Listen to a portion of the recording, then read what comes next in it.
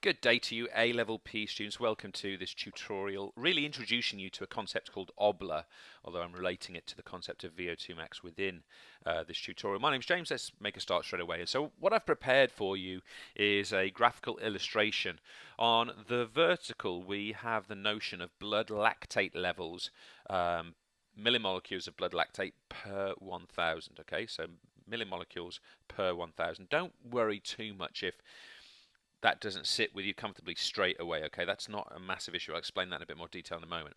And the other thing is, on the horizontal, we've got exercise intensity. So basically, the harder we work, obviously, the further we move to the right-hand side. So, you can imagine this as being a multi-stage fitness test, as being a race where you gradually get faster and faster and faster. You can picture it however you want, or you can imagine being on the treadmill, constantly going up the levels, up the levels, up the levels, up the levels, making it harder and harder and harder. Whichever way you think about it will be absolutely fine, because the thing is, we want to understand this concept of OBLA. So first of all, let's define it. It is the onset of blood lactate, lactate accumulation. Lactate accumulation. Okay, so let's just think about what that means. It means that it appears to be some kind of point, the onset of blood lactate accumulation. In other words, when blood lactate builds up, when lactate builds up in the blood. And the other thing I would sort of say about this before we map it out graphically is you might want to add in front of the term, or in front of the definition, the concept of the rapid onset of blood lactate accumulation, because basically whenever we start exercising, we do accumulate some blood lactate. But in the sort of lower intensities of exercise, we can manage that level.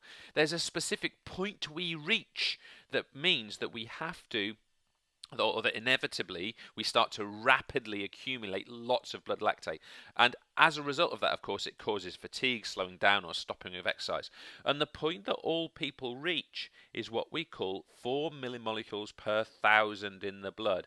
So I'm just going to draw this line across the graph here to illustrate, and I don't know how level I've got it, but we've got this point of 4 millimolecules. So whenever an athlete's blood lactate hits this line, it's going to rapidly accumulate. So let's look at that in an example. Let's take the example of, just for argument's sake, an untrained performer. An untrained performer is going to start on the treadmill, start whatever exercise they're doing, and their blood lactate levels are going to go up. They're going to go up, they're going to go up, they're going to go up, they're going to go up, they're going to go up until they hit that level of 4 millimolecules per 1,000. So that's quite consistent, right? We're saying it's a gradual increase. They're gradually working harder and harder and harder, and then they hit this point of 4 millimolecules per 1,000.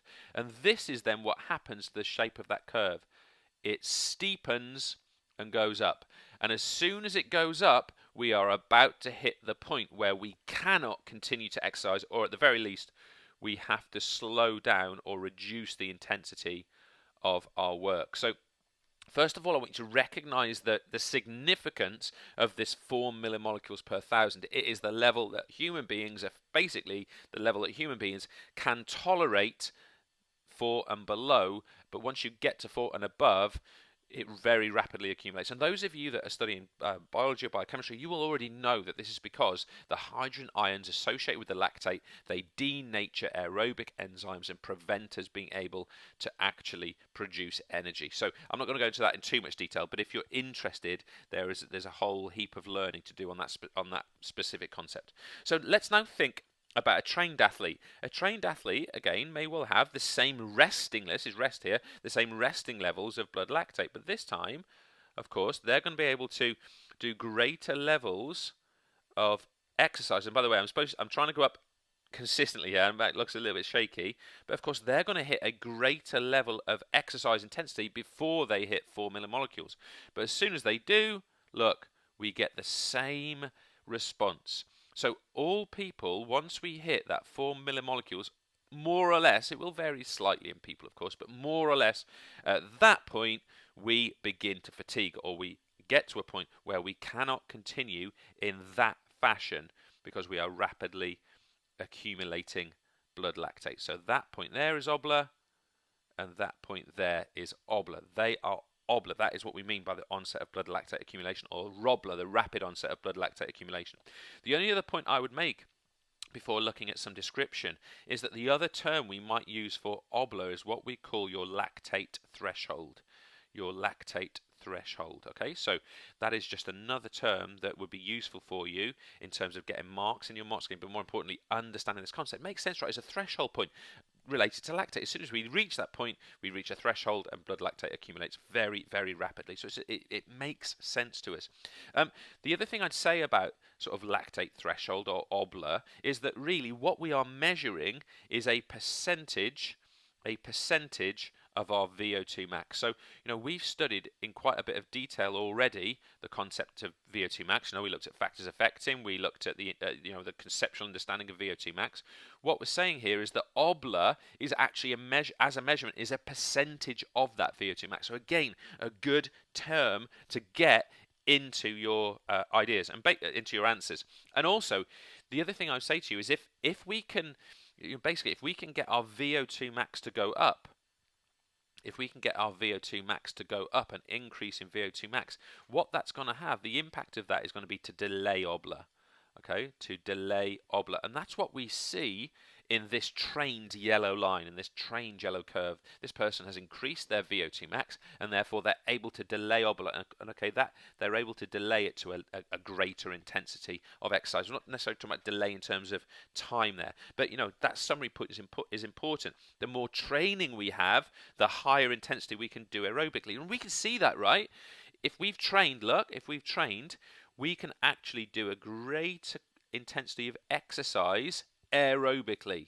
Okay, so we are still working predominantly aerobically until we hit that point there, and that's really important.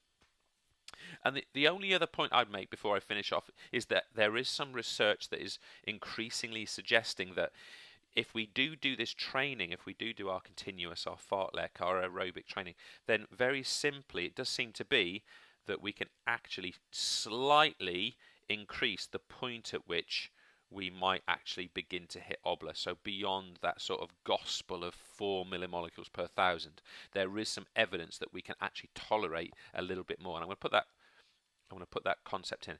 It's called a tolerance to lactate, or specifically to the hydrogen ions associated with lactate. We perhaps can increase, but that is, it's marginal. It's not significant. It's only a marginal gain.